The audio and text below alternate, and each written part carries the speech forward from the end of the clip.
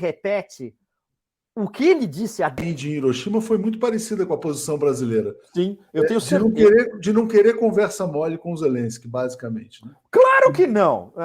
Mas essa é a posição do Sul Global. A posição do Sul Global, quando você vê como um todo, não só eles não aderiram a essa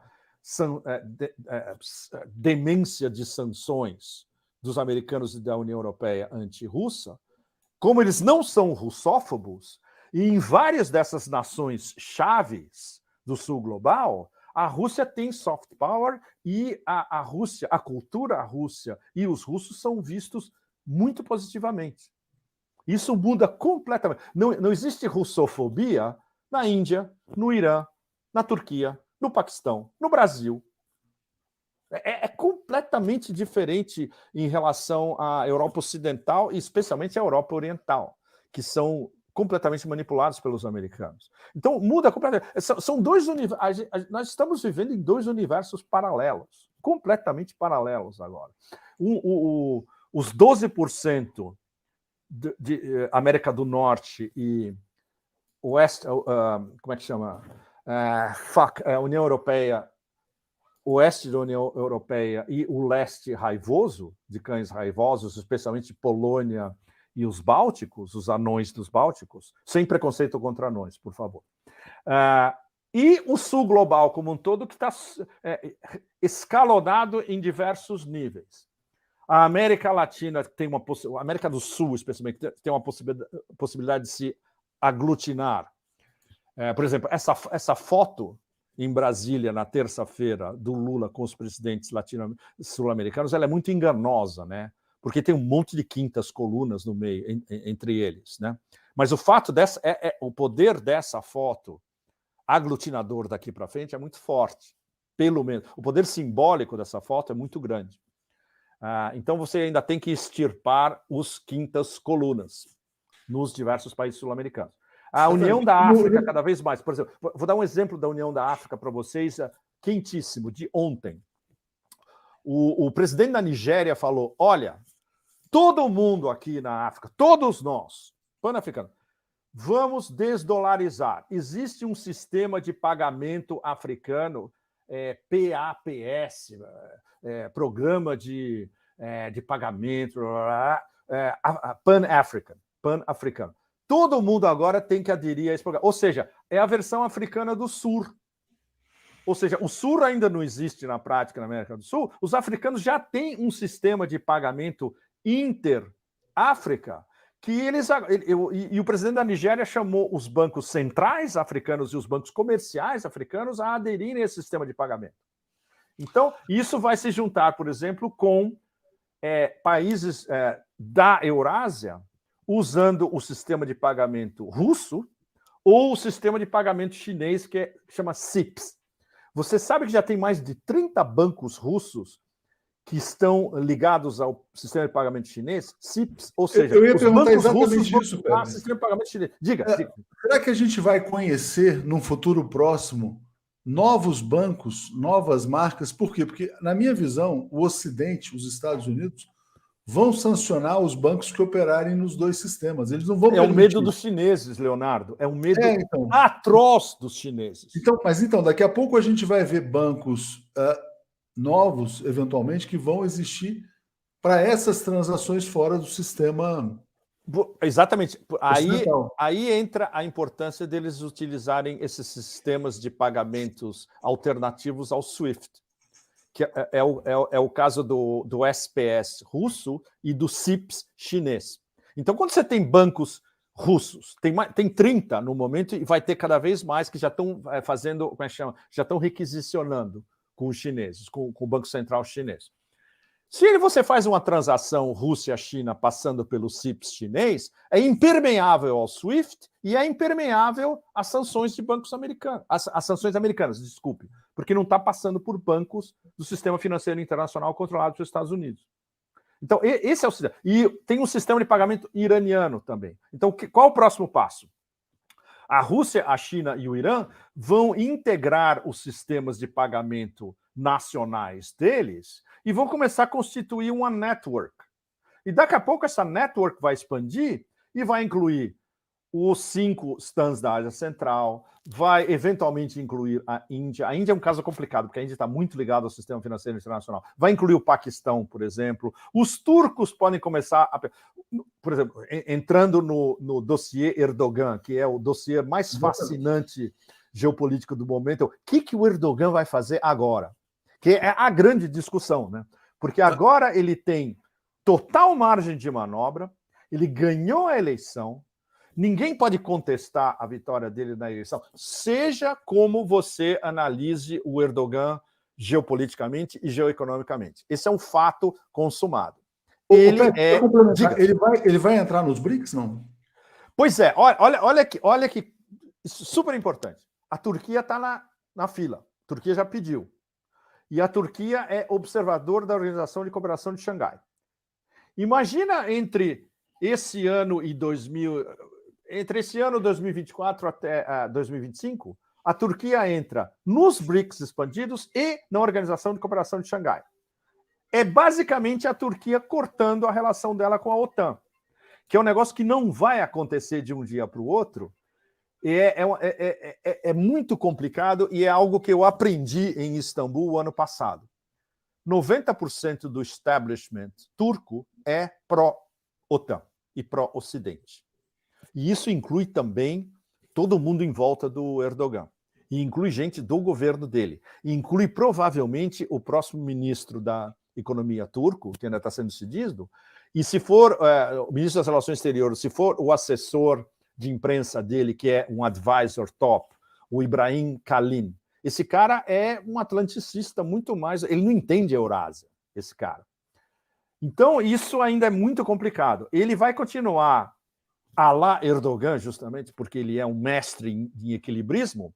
Ele vai usar a OTAN para extrair concessões dos americanos, especialmente, e da própria OTAN, e ele vai se aproximando cada vez mais dos euroasiáticos, porque ele tem, inclusive, várias iniciativas que o aproximam naturalmente dos euroasiáticos. É o que está na minha última coluna, que eu acho que eu mandei para vocês.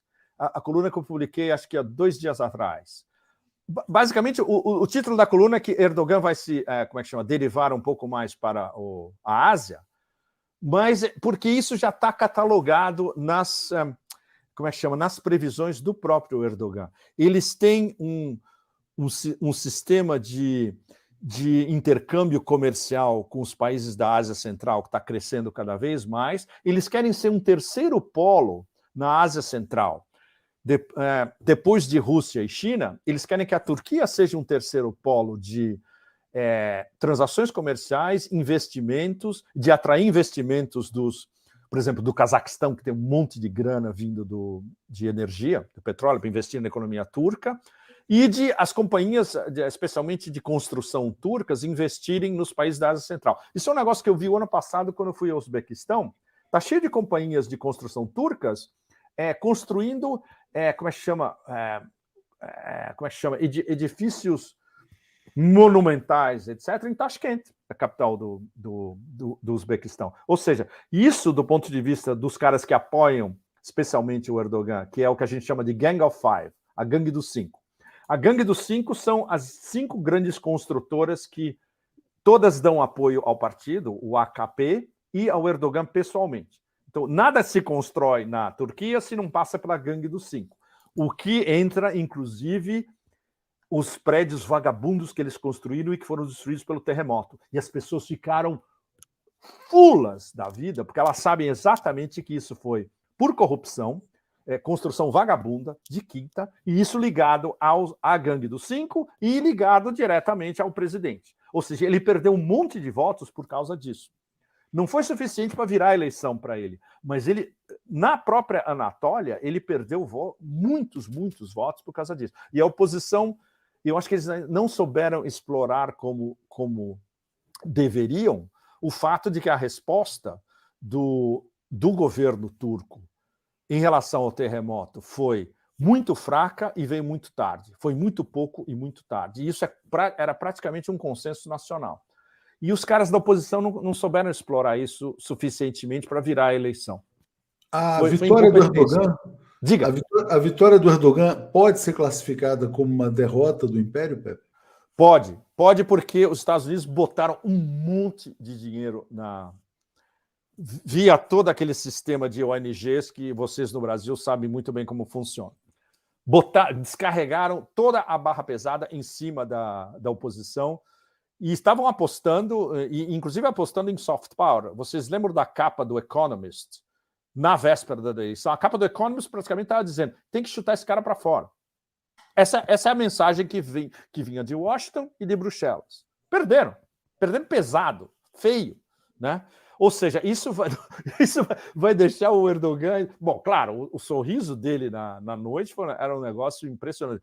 Não estou analisando os buracos da administração, que são tamanho... Tem buracos da lua inteira, evidentemente. A política econômica dele é um desastre, ele não entende nada de economia, ele se acha o ministro da economia, tudo isso. Bom, o desemprego na Turquia, que é gigantesco, a inflação real, que é 180%, a inflação real na Turquia, 180%. Vocês do Brasil devem entender o que isso significa, né? Você falou da Economist, Pepe. Não, eles são muito engraçados, né? Aí eles tentaram remediar, né? Eles tentaram remediar. Bad news. Less bad news, ou seja, você já qualifica no título que é uma bad news. Foi uma bosta, mas não tão ruim assim. Tenta amainar dizendo, olha, pode ser que não seja tão bad news assim. É ridículo. E pensar que esses... Bom, não vou qualificar. Esses caras eram considerados como modelo de jornalismo nos anos 60, 70, 80, o Economist. Todos nós líamos o Economist como fonte antes. Eu parei de ler o Economist há mais de 10 anos, especialmente porque não é mais a City of London, né? Os interesses do Economist agora são basicamente a turma do Great Reset que controla o Economist. Então, né? Uau. O mundo em grande transformação. Pepe, olha só, algumas pessoas perguntaram aqui, a gente falou, né? Diga. Essa cúpula dos BRICS, o papel da Dilma, desdolarização, Hiroshima, a situação da guerra. Essa cúpula que o Lula organizou dias atrás em Brasília, com todos os líderes sul-americanos, ainda que tenha havido algumas fricções, né? Ela tenta relançar o bloco da Unasul. Da Unasur. Mas vai ser complicado, né? A minha pergunta para você, Leonardo, como você vê praticamente reconstituir a Unasur, considerando essa quantidade de quintas colunas e, na verdade, de direitistas de quinta, né? Entre esses presidentes? Muito difícil, inclusive alguns países se colocaram contra isso, né? A própria Colômbia também falou de uma maneira diferente. Não, a Colômbia aderiu ao Unasur, mas fugindo um pouco do tema da cooperação militar, né? E aí o Lula colocou um tema no encontro com o Maduro, que foi muito criticado. Ele falou de uma ampla cooperação com a Venezuela em todos os campos e com todos os países da América do Sul, transportes, energia, etc., mas também no campo militar, né?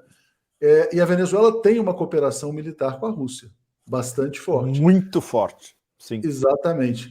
Eu acho que aí é que a coisa vai ficar... Acho que já acendeu um sinal de alerta. Então, a gente, como você falou, a margem, não só do Brasil, mas da América Latina como um todo, é uma margem estreita. Estreita, sim. Então, eu acho que o foco aqui vai aumentar bastante nos próximos anos, a depender também do que aconteça no resto do mundo, né? E aí eu queria te perguntar, por exemplo, os Estados Unidos hoje, eles são capazes de manter focos de tensão no mundo inteiro? Na China, na Europa, o trabalho na da e também na América Latina? É o trabalho da CIA, né, Leonardo? E vocês todos. É o que a CIA faz. A CIA tem um plano A, dividir para reinar e usar todas as armas possíveis para destabilizar os inimigos da América. Na sua opinião, o Lula já é visto como inimigo ou não tanto? Essa é uma excelente pergunta, porque ele está no limiar. Ele está no limiar, porque o fato de as declarações do Lula, as declarações do Ministério das Relações Exteriores brasileiras, os votos do Brasil e algumas das intervenções mais cruciais do Lula, elas revelam uma oscilação permanente. E essa oscilação permanente é o sinal gráfico para todo mundo especialmente para quem interessa, que são os principais países do sul global, de que o Lula está pisando um calhau na sequência do outro, que é extremamente... E o rio é muito fundo. Se ele perde o pé, ele despenca.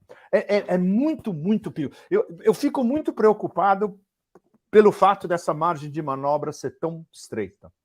Sem dúvida. E é uma coisa que os russos...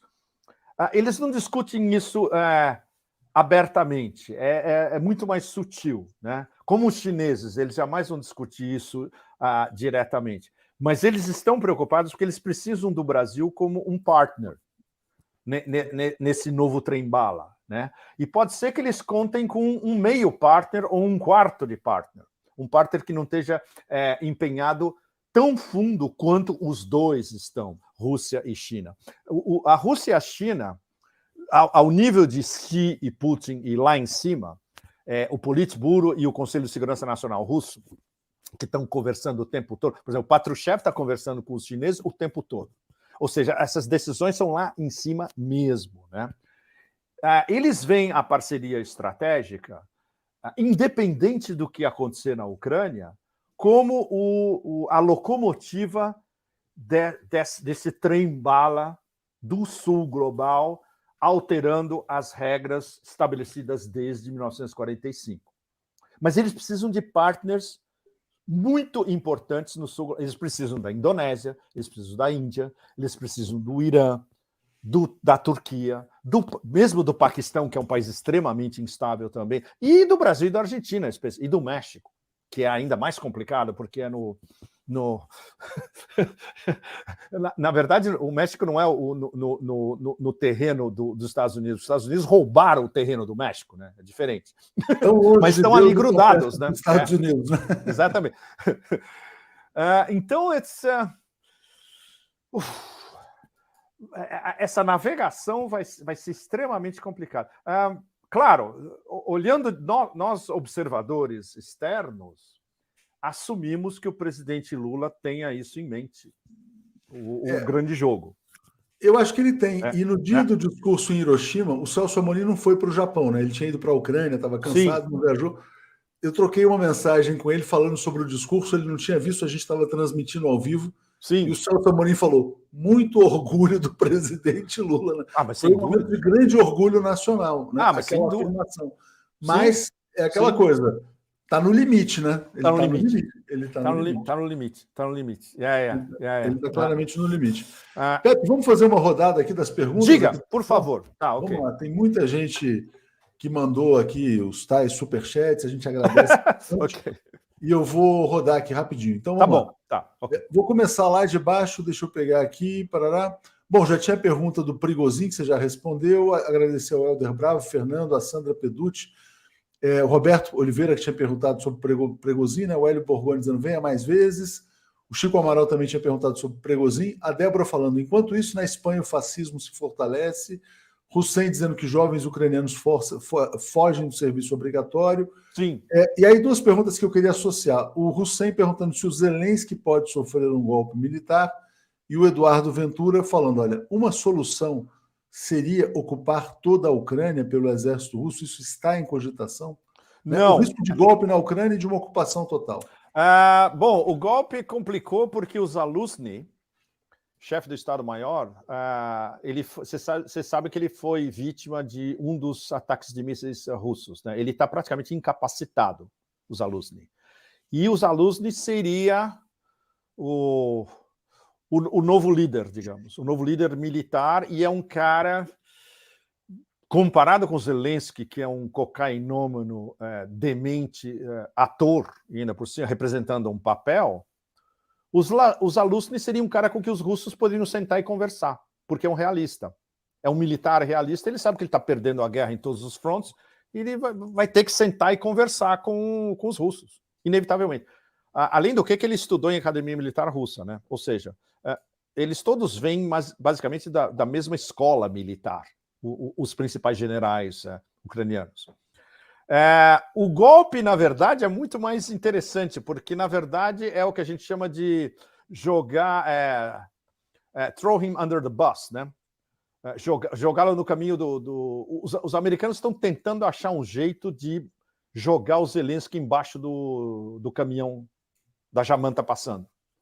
Eles ainda não sabem como, porque eles estão começando a perceber que é extremamente incômodo o papel dele, que ele exacerbou, o fato dele, essas exigências de armas e de grana e de fundo sem fim, sem apresentar nenhum resultado prático, além do que ele não é um estrategista militar, e ele dita a estratégia. Imagina, ele tenta ditar a estratégia militar. Não, interessante você falar sobre isso, porque eu estava lendo algumas semanas umas matérias do Washington Post, e ele diz assim: não, vai vir a contraofensiva ucraniana. Eles ficam esperando a contraofensiva ucraniana que nunca vem.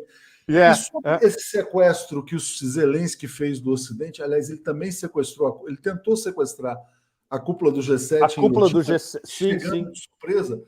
E ele chegou num Boeing presidencial francês. Da République Française. Não pega mal isso entre os franceses? Nossa, a França dá um Boeing para o cara chegar lá? Nossa, você não sabe. Você sabe que isso pegou. Bom, aqui não, porque, aqui, como você sabe, não existe imprensa francesa independente mainstream media. Não existe. No Brasil também não existe. Mas no Brasil também não existe. Mas as pessoas conversando. Por exemplo, eu estava na Normandia, essa conversa surgiu na Normandia.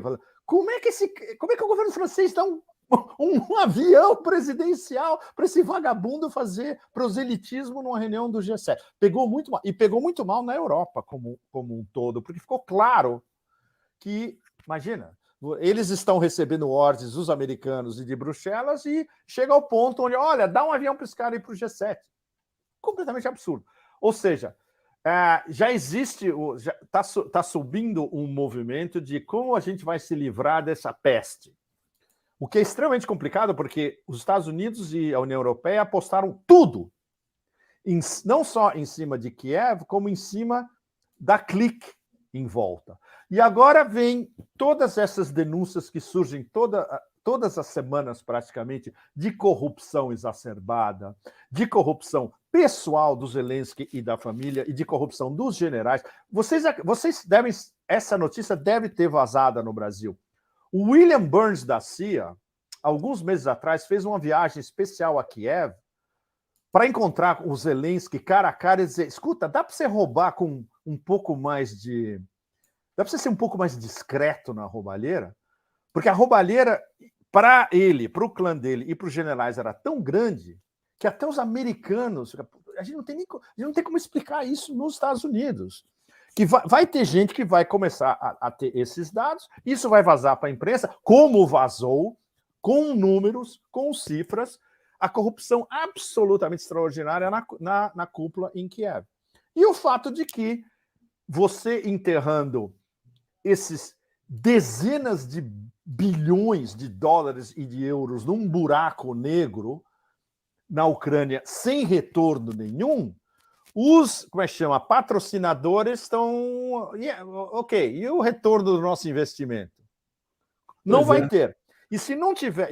Voltando ao que a gente estava conversando no início, inclusive, se não tiver um retorno ao investimento até setembro, outubro, vai gerar algo que os russos estão só esperando. O urso russo está sentado na sua linda poltrona tomando uma vodka reserve, uma vodka reserve, e fala, não vai acontecer nada, tá bom. Então a gente vai lançar a nossa ofensiva.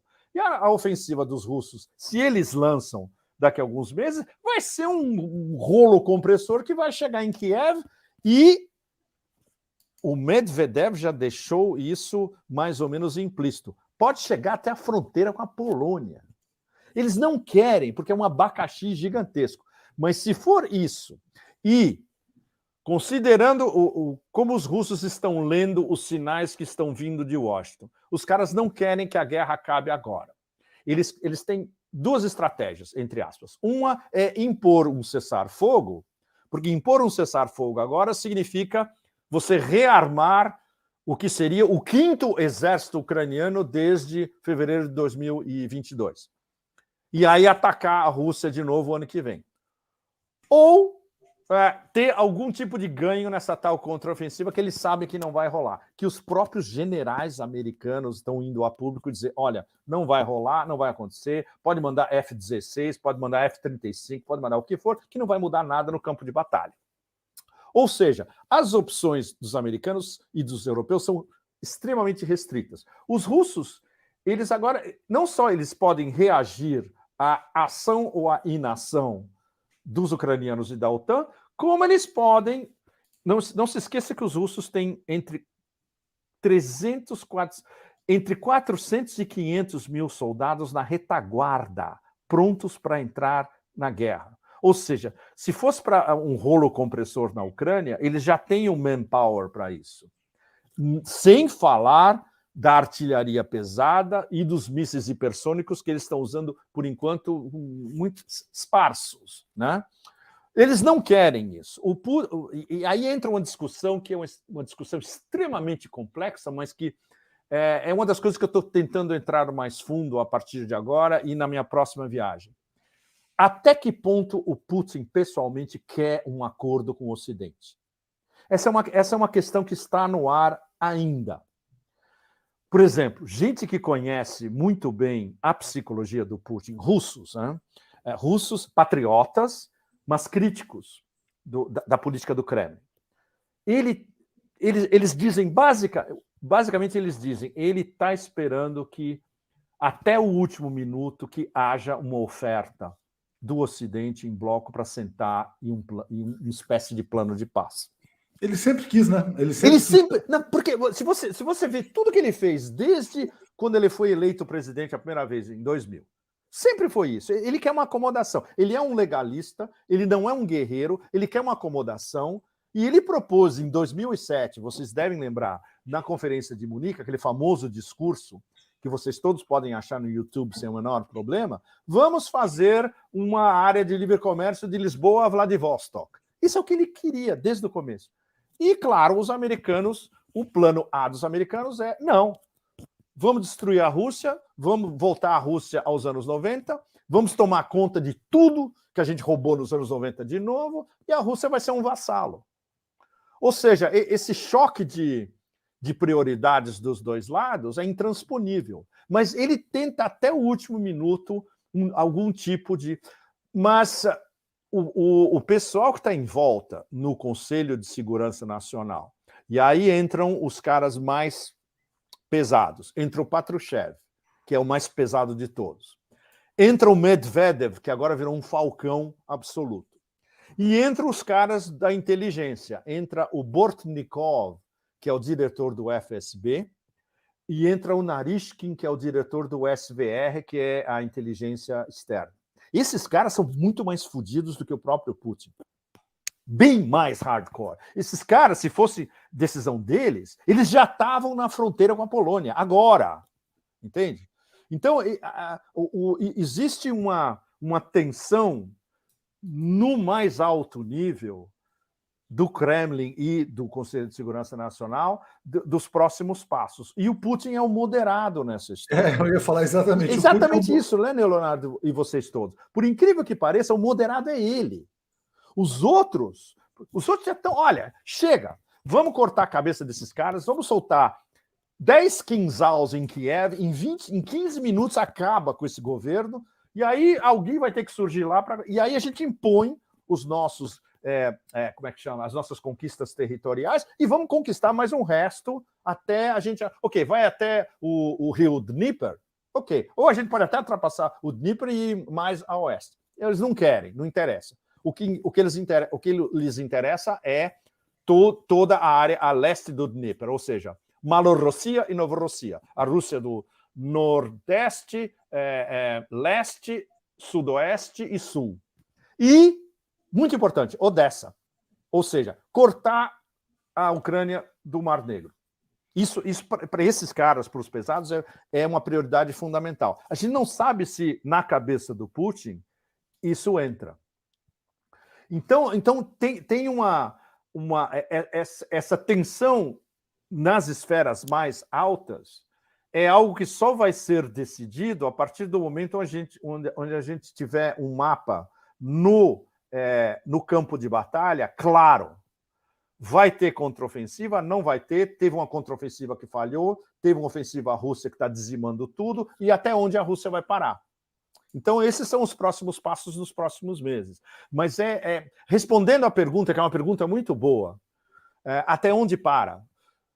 Para esses caras, para os mais pesados, que eu dei a listinha para vocês, parar na fronteira com a Polônia. Literalmente. Ou seja, é uma Ucrânia mínima, controlada pela Rússia, que vai ser incorporada pela Rússia a longo prazo, neutra, sem armas nucleares, sem adesão à OTAN ou União Europeia. Agora, o Putin, não. O Putin ele aceitaria um plano que basicamente é o plano que eles tentaram convencer os americanos no final de 2021. Veja bem, 2 meses antes do início da operação especial, ou da guerra, como vocês quiserem. As cartas que eles mandaram para o Pentágono e também para a OTAN, falando de indivisibilidade de segurança. Ou seja, um pacto entre os Estados Unidos, a OTAN e a Rússia, onde todo mundo tem direito à sua segurança, onde existe neutralidade e onde a OTAN não vai estar apontando armas ou mísseis ou armas nucleares contra a Rússia e vice-versa. Ou seja, isso implica o quê? Neutralidade dos Bálticos, neutralidade da Finlândia, neutralidade no Mar Báltico, não ter uma nova cortina de ferro, que é o que existe hoje, que vai do Mar Báltico até o Mar Negro, controlado pela Ucrânia e pela Romênia, no lado esquerdo do Mar Negro.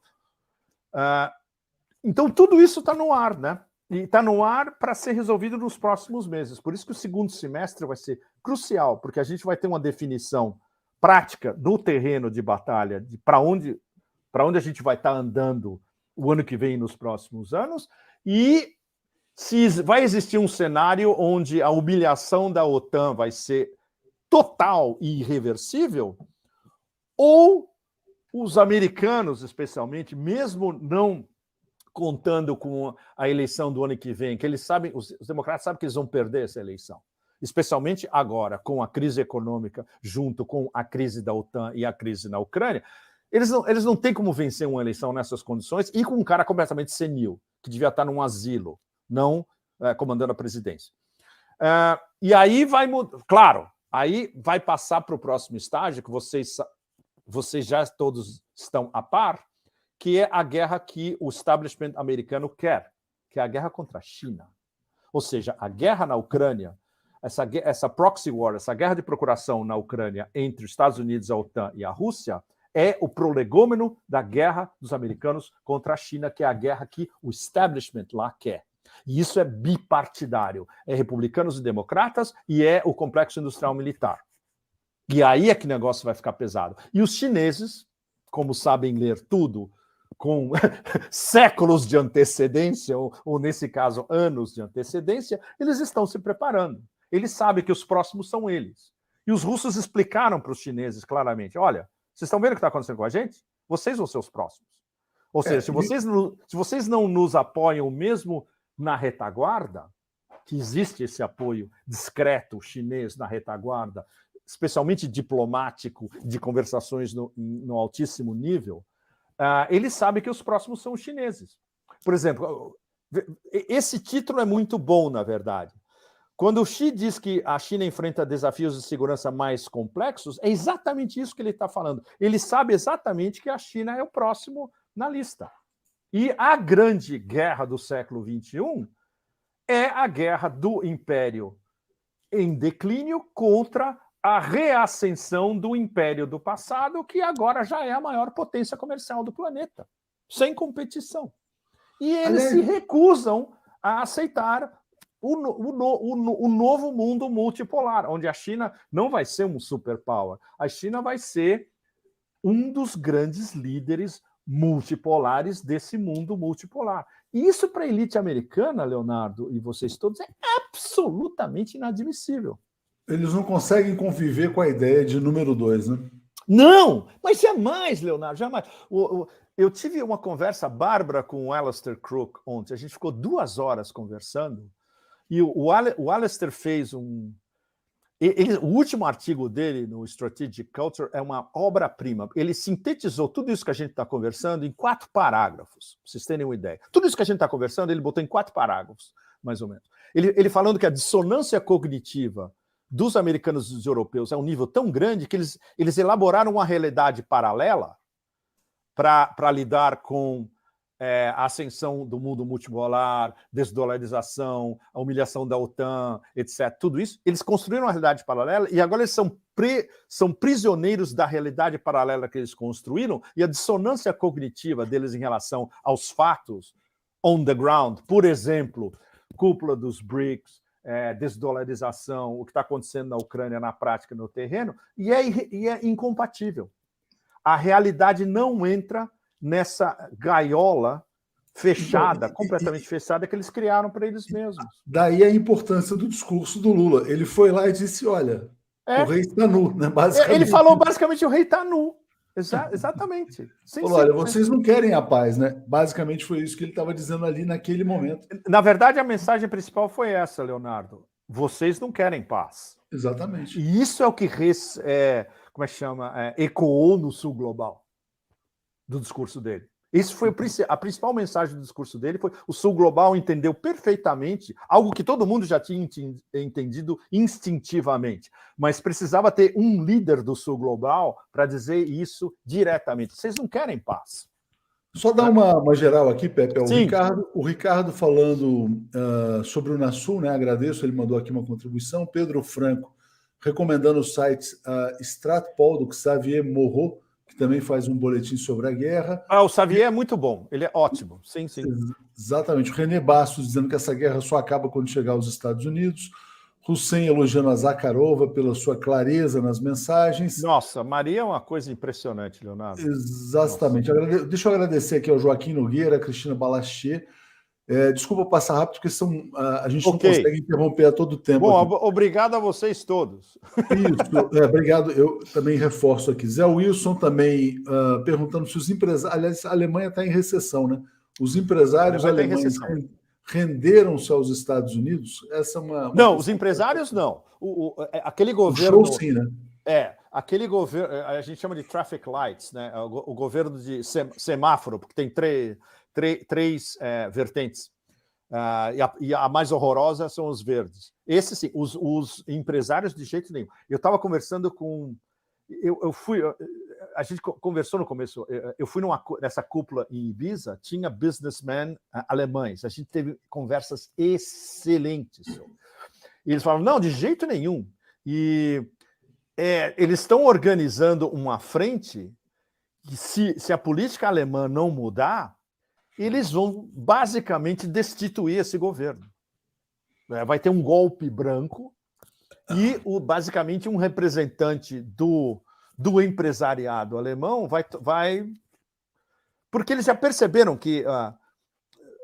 na verdade, eles já perceberam um negócio que era tão óbvio desde o começo, inclusive antes do bombardeio dos Nord Streams 1 e 2, que a agenda americana, as duas vertentes da agenda americana são deindustrialização da Alemanha e cortar completamente as relações comerciais e de energia da Alemanha com a Rússia. No momento, a vitória tática dos americanos é palpável. Mas isso não quer dizer que ela vai durar. É o que está acontecendo no momento. A única maneira disso mudar vai ter que vir de dentro da Alemanha e vai ter que vir do empresariado alemão. Quando eles perceberem que eles não vão ter como delocalizar para o resto do mundo, seja para onde eles forem, se forem para a China, ou se forem para a Índia, ou inclusive se alguns quiserem ir para os Estados Unidos. Não, porque tudo vai encarecer, os custos das cadeias de produção vão aumentar, essa deindustrialização da Alemanha vai gerar um conflito social extra na Alemanha que eles não precisavam nesse momento, e todo o sonho alemão de grande potência industrial global que eles tinham desmorona em alguns meses, como já está desmoronando. Então, você imagina os caras da Krupp, da Volkswagen, aceitaram um negócio desse? De jeito nenhum. De jeito nenhum. Então, bom, o Noam Chomsky falou nessa semana, numa entrevista também, sobre a desindustrialização.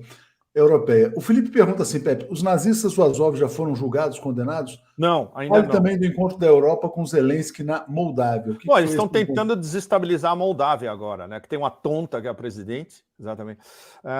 E eles sabem que se eles desestabilizam a Moldávia, cria um problema do lado com a Transnistria, que os russos... gerar a Transnistria é muito complicado. Ou seja, aí você entra no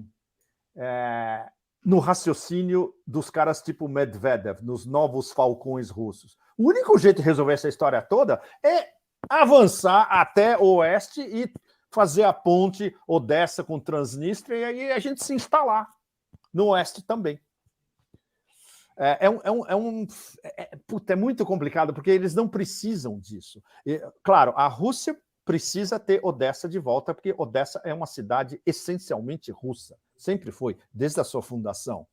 Mas é complicado. Se você conquista Odessa e você corta a Ucrânia do Mar Negro, a sua progressão a oeste é mais ou menos inevitável. Então você tem que fazer uma ponte e um corredor até a Transnistria também. E aí os outros, os húngaros, os romenos, os poloneses vão falar, bom, agora é a nossa vez. Vamos recuperar tudo que era nosso também aqui, né? Transcaucásia, tudo, a Galícia para os poloneses, etc. Então, isso está em jogo também. Dependendo até onde os russos vão, os vizinhos também vão querer pedaços da Ucrânia a oeste da Ucrânia. Ou seja, esse cenário extremamente plausível de uma Ucrânia reduzida a um calhauzinho ali no meio, muito parecido com 1654, é extremamente plausível. A direita vai ser Rússia e a esquerda vai ser Polônia, Romênia e Hungria. Pepe, deixa eu agradecer aqui ao Roberto. Ele fala: as sucessivas derrotas no Oriente Médio e na Ucrânia podem fazer o Império decadente se voltar contra a América Latina? Pode. A chefe do Comando Sul disse que é preciso intensificar ações na região. Por isso que para a América Latina Deus, é ela importante. Ela veio aqui ao Brasil. Não, ela foi ditar as regras para o comandante da Marinha brasileiro, não foi isso? Ela esteve como ministro da Defesa. O ministro da Defesa, diretamente. E a foto foi postada pela embaixadora. Eu vi a foto. Nossa. É dizendo, estamos aqui, hein? É mais ou menos isso. Estamos aqui e, olha, se você não seguir a listinha, você sabe o que vai acontecer, né? Pois é, por isso que o cenário é complexo e o Lula está jogando, assim como você colocou, no limiar. Pepe, olha só, a Gisele exalta aqui a postura do Lula quando encontrou o Maduro de forma soberana. Sim. E o Thales te pergunta assim: você recomenda que livro para quem quer se inteirar sobre a cultura e a história da Rússia? Qual que seria o livro essencial, na sua opinião? Eu posso dar uma lista. Eu prefiro dar uma lista de 3 ou 4. E eu mando para vocês. Manda para mim e a gente publica. Eu mando para vocês. O problema é que os melhores historiadores russos não são traduzidos em inglês, francês ou espanhol. Isso é um problema sério. Do ponto de vista intelectual e, digamos, um resgate intelectual e filosófico da cultura russa, um dos sites do Dugin, o geopolítica.ru, e o Caterhon também, onde tem sempre historiadores e filósofos russos contribuindo, né? Um dos caras que melhor analisa, por exemplo, o eurasianismo é um dos colaboradores dele, é um amigo meu, o Leonid Savin. O Leonid Savin tem um livro sobre eurasianismo excelente, eu vou botar na listinha para vocês. Tem tradução em inglês, fácil de achar, inclusive. Bom, eu tento fazer uma listinha de 4 ou 5 fundamentais, ok? Legal. E a Elizabeth fala assim: Pepe, você considera a Giorgia Meloni da Itália uma forte liderança para a extrema-direita? Você tem acompanhado a Itália ou é um país que perdeu muita relevância? Eu vou o mês que vem, sempre. E, meus melhores amigos na Europa são italianos, na verdade, não são franceses, são italianos. E o que é essa extrema-direita italiana? Oh, shit. É complicado, porque, na verdade, a Meloni não é extrema-direita, ela é atlanticista. É uma atlanticista disfarçada. A Meloni é OTAN pura, escarrada. E aí posando de que temos que coibir os excessos da União Europeia. Isso é para as galerias, é para a torcida do Milan e do Inter, sabe? Não engana ninguém, né? O X da questão é o cara que controla a política externa italiana. Esse cara é muito perigoso. É o cara que está por trás da Meloni. Esse cara é... Como defini-lo? Não é um neofascista. Não é, ele é um conservador exacerbado, mas, ao mesmo tempo, ele tem uma imagem na cabeça dele de soberania italiana, uma imagem completamente distorcida, que aí não entra esquerda ou direita, especialmente porque esse debate no Ocidente, esquerda-direita, não existe mais. Existe agora o debate entre o 1% e os 99%. Então, quem manda, seja qual for a ideologia apregoada ou subscrita, é o 0,001%. Esse cara que está por trás da Meloni é um cara do 0,01% e é Great Reset, é Davos. Ou seja, esses caras, Davos, Bilderberg, na verdade, essa seria a extrema-direita neofascista do século XXI, são esses caras. Mas eles são suficientemente espertos para não se deixar, como é que chama, enjaular por uma ideologia ou por um rótulo. Então, aliás, isso teve um encontro do Bilderberg em Portugal, acho que há 2, 3 semanas. Mas eu estava acompanhando em detalhes. E eu pensei, inclusive, em pegar um voo. Eu estava em Ibiza. Eu falei, eu vou pegar um voo para Lisboa e vou seguir. Claro, eu não vou conseguir entrar no hotel porque ninguém entrava. Mas eu vou tentar tem 2 caras do Bilderberg que eu conheço, que eu poderia, inclusive, perguntar. Eles vão responder, não posso, porque tudo que é discutido no Bilderberg são o que a gente chama de Chatham House Rules, ou seja, o que se discute lá dentro não pode ser discutido fora. Bom, deixa eu contar a história de Ibiza que vocês vão adorar. Na verdade, foi um debate entre PEP 247 e a Comissão Europeia, ao vivo. E eu não esperava.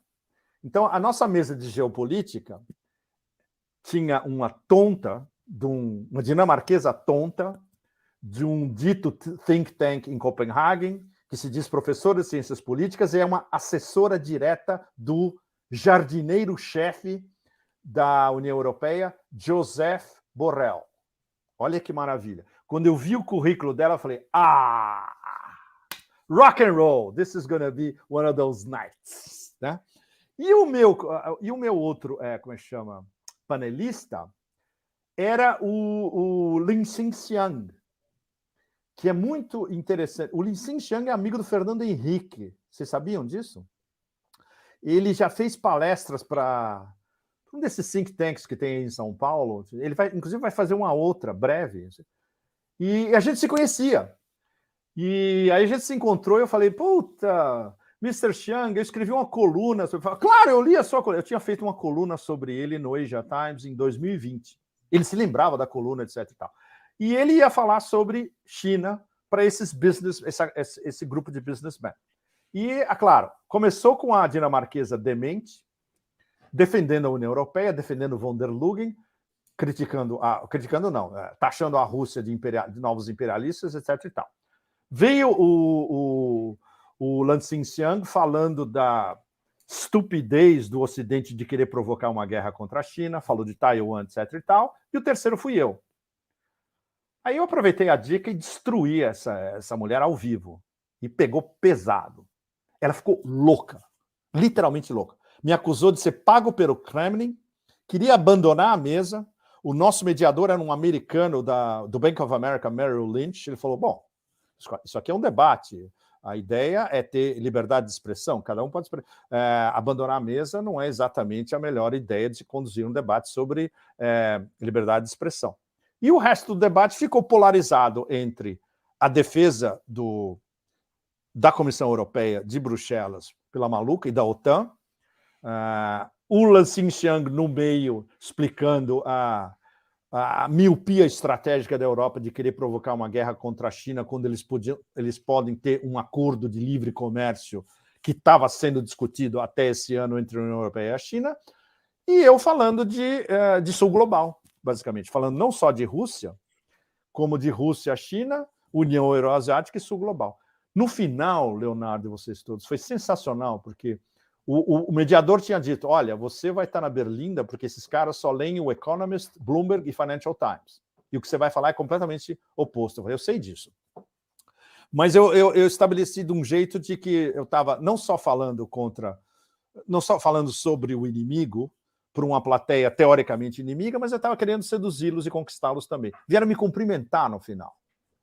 Fala, puta, o que você falou aqui é impossível ouvir em qualquer lugar da Europa. Os caras são businessmen, eles viajam para cima e para baixo. E foi muito legal, porque os organizadores, 2 catalães, eu os agradeci pessoalmente pelo fato de eles organizarem um debate como esse, super importante, com um businessman de primeiríssimo nível e trazendo o Lansing Xiang, que é uma sumidade em sinologia, justamente, para discutir um negócio que é impossível de fazer um debate desse aqui em Paris, para vocês terem uma ideia. Ou na Alemanha. Um dos meus amigos businessmen alemães falou, imagina, um debate desse em Berlim, Frankfurt e Munique é absolutamente impossível. Você não vai ler em nenhum jornal alemão. E os espanhóis fizeram em Ibiza. Eu achei isso bárbaro. E isso foi justamente o oposto do que estava sendo discutido no dia seguinte, em Lisboa, no Bilderberg, completamente fechado. Onde o que vazou, que a gente sabe, os 2 itens, tinham 10 ou 12 itens na agenda. O que vazou, que a gente sabe certo, é que os 2 itens principais, onde todo mundo discutiu, devia ter 100, 110, em detalhes, inclusive Stoltenberg, a guerra da OTAN contra a Rússia e a próxima guerra contra a China. Exatamente. Está tudo lá, né, Leonardo? Está tudo explicado, né? Bom, deixa eu agradecer aqui ao Anselmo, dizendo que o melhor tradutor russo para o português é o Paulo Bezerra, editora 34. Esse comentário da Terezinha Quintanilha é muito bom. Ela está dizendo assim, ó, porque os bolsonaristas, Pepe, eles diziam o seguinte, olha, esperem 72 horas para os seus gado, né? Então, ela está dizendo a ofensiva dos Zelensky vai acontecer em 72 horas. Mas é o que os russos falam o tempo todo. Escuta, hoje a gente foi dormir, acordou, não teve ofensiva ainda? O Highlander pergunta, qual é o equivalente à DARPA na Rússia e na China? Tem equivalente à DARPA na Rússia e na China? Mas isso não vaza, né, Leonardo? Uhum. Tem na Russian Academy of Social Science, tem eu fui visitar o prédio, nossa, é um negócio impressionante, parece um edifício de Star Wars, na beira do rio. A Russian Academy of Social Sciences, eles estudam isso, mas isso não vaza. Não vaza, de jeito nenhum. E, claro, no Ministério da Defesa tem equivalentes da DARPA. Claro. Mas os russos são discretos, né, Leonardo? Eles são essencialmente discretos. Eles fazem tudo em silêncio e isso não vai para o domínio público. Quando vai para o domínio público é porque já está acontecendo. Não, quando vai para o domínio público, eles lançam um míssil hipersônico. E fica todo mundo babando. Como eles fizeram isso? Eles não avisaram ninguém. Exatamente. Bom, Pepe, então, para a gente dar aqui, na verdade, um recado final, teremos o Pepe Escobar no Brasil na segunda quinzena de junho. Vamos organizar duas ou 3 conferências. Então, vamos divulgar com destaque no 247 no Brasil e na TV 247 para trazer o maior público possível. Vai ser muito legal, porque eu vou ter muita coisa para contar para vocês e eu vou estar muito interessado nas perguntas, sem dúvida. Não, e o Brasil está chegando, quando você estava aqui, na verdade, o Lula já tinha sido eleito presidente? Não, eu fui na transição, né? A gente se encontrou em dezembro aí, né? Foi em dezembro, então ele tinha sido eleito e não tinha tomado posse, era isso? Exato, foi na transição. E é impressionante o que mudou tudo que mudou em 6 meses, né? É brutal. Exatamente. É brutal. Né? Tá tudo muito rápido, né? Tá tudo acontecendo numa velocidade brutal. Nem fale. Bom, a Lourdes está dizendo que o Zelensky vai acabar mal. Pode ser que sim. Vai acabar mal. Vai acabar mal porque é um ator e medíocre, né? Atores medíocres, como a gente sabe, eles desaparecem da história, né? Ele está vivendo os seus momentos de fama. A Mônica Mello está perguntando, a AIA decretou a prisão do presidente Putin. Tem algum risco na reunião dos BRICS? Eu vi que tem um salvo-conduto lá os sul-africanos já falaram que todos os líderes têm imunidade diplomática. Todos. que foram visitar a África do Sul no Summit dos BRICS, que é, na verdade, o protocolo internacional. Eles vão aplicar um protocolo existente. E essa condenação em Haia, a gente sabe exatamente o que foi, né? O promotor é um agente britânico, basicamente. O promotor é um agente do MI6. As acusações são a coisa mais tapafúrdia do mundo, porque não só Putin, como a enviada especial no Donbás, eles estavam protegendo crianças em Donetsk e Lugansk que estavam a ponto de ser vítimas dos bombardeios diários, constantes, do exército ucraniano desde 2014. Não se esqueça que desde 2014, isso não existe na imprensa internacional, foram assassinados 14 mil civis, pelo menos, em todo o Donbás, incluindo um número indiscriminado de crianças. Os números variam de 600, 700, 800 até mais de 1.000. Então, isso é que os russos estavam tentando impedir que acontecesse e foram acusados por um tribunal fake, um kangaroo court, uma corte canguru em Haia, controlada por americanos e britânicos, de raptarem crianças ucranianas para levar para a Rússia. Isso é completamente absurdo. Só quem caiu nessa esparrela foram o Ocidente coletivo e a União Europeia. Ninguém caiu nessa esparrela no mundo inteiro. É muito boa. Eu não conhecia essa expressão, Ocidente coletivo, né? Collective West, Leonardo, traduzindo literalmente do inglês, quando a gente fala em Collective West, Ocidente coletivo é a América do Norte e a União Europeia. Um jeito de você aglutinar.